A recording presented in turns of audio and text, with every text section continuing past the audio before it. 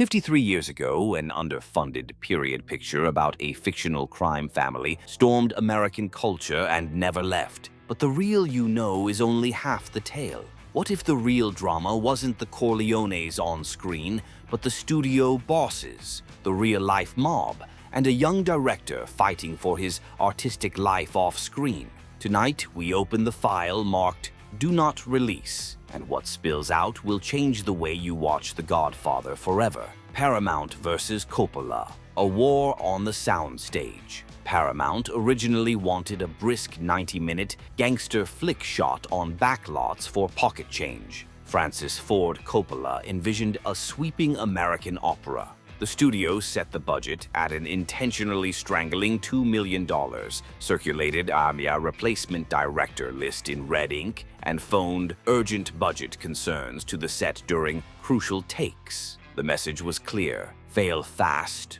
or obey. Coppola hid his real footage behind decoy dailies, filmed alternate versions for the suits, and developed an ulcer in the process. Yet every power play only sharpened his resolve. By the time the exhausted crew wrapped, Paramount released a trade ad that omitted Coppola's name entirely, an erasure that would backfire spectacularly on opening weekend. Little did the executives know that bigger threats than budget lines were already circling the production. The real mafia's shadow.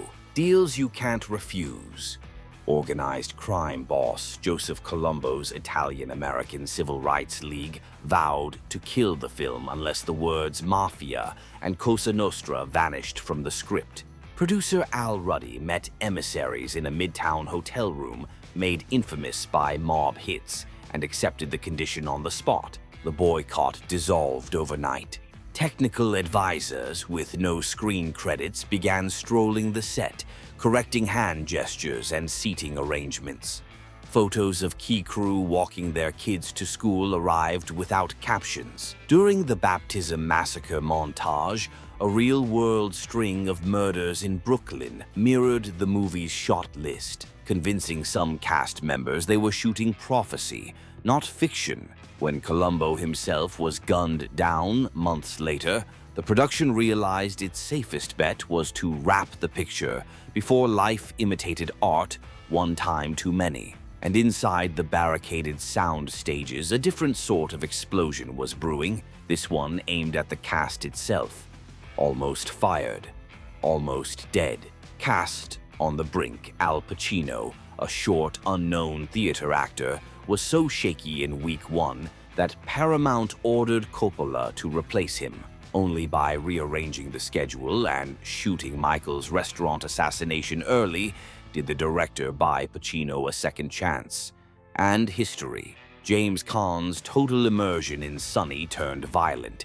During the street beating of Carlo, he shattered co-star Johnny Russo's ribs and chipped his elbow, then stayed in character long enough to finish the take. Brando, padded and prosthetic-jawed, never broke role. Crew members found themselves literally kissing his ring between setups. Fear, fatigue, and sudden stardom blurred life and fiction until even veteran performers confessed they no longer knew where the Corleones ended and their own identities began. Method acting is powerful, but when improvisation rewrites cinema history, magic enters the frame. Accidents that became icons. The orange peel smile on Don Vito's Last Afternoon? Brando's idea, sketched minutes before the camera rolled. The stray cat that purrs in his lap during the opening appeal for justice? A feral interloper. Coppola handed to Brando seconds before. Action, Richard Castellano's stone-cold instruction. Leave the gun, take the cannoli. Never existed on the page. He ad-libbed it after a reminder from his real-life wife to bring dessert home. Inside the Lincoln-esque restaurant where Michael makes his first kill, Coppola couldn't read Pacino's inner turmoil. He whispered, "Hear the subway in your head," cranked a phantom train on set, and watched Pacino's eyes ignite. The sound design was added in post, but the performance was captured in that instant. The dark grammar of power. Willis's shadow code. Cinematographer Gordon Willis underexposed the negative until executives complained they couldn't see the actor's eyes, which he replied was the point. Darkness swallows Michael scene by scene. Profile shots replace full-face angles as his soul corrodes. Oranges flash before every violent turn. A visual omen, Willis snuck in, until studio notes finally surrendered. Overhead, God shots pronounce judgment.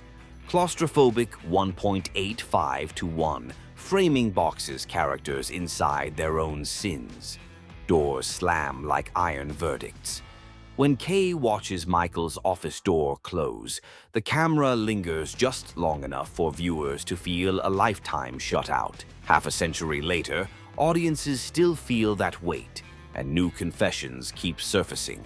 2025 revelations, the price of immortality. In a 2024 interview, Coppola publicly apologized for launching Hollywood's sequel obsession with Part 2, admitting the artistic triumph seeded a corporate mindset he never intended. Only months ago, financial filings revealed he mortgaged wineries and borrowed heavily to self-fund Megalopolis, a futuristic epic that cratered at the box office, leaving the now 86-year-old director candidly broke. Critics call it the ultimate Godfather irony. The auteur who wrested control from Paramount in 1972 now pays the debt on a gamble too bold even for modern studios. But Coppola insists the fight was, and remains, the price of doing something that matters. And that brings us to the doorway we share, as viewers forever changed by a single film. The Godfather endures because every frame drips with real-world risk, corporate warfare, mob oversight, physical danger, and artistic brinkmanship. Coppola's ulcer, Pacino's near dismissal, Brando's feline co-star, and the whispered edits that defied studio memos all fuse into a legend bigger than box office numbers or Oscar gold. We peer at the screen and glimpse not just a crime saga, but a survival manual for creativity under fire. When Vito strokes the stray cat, when Michael's eyes freeze in shadow, when a single cannoli turns murder into domestic routine, we're staring at accidents, anxieties, and triumphs that bled straight from reality onto celluloid. If you want another story that rewrites everything you thought you knew, it's waiting for you right here on the screen. Just click when you're ready.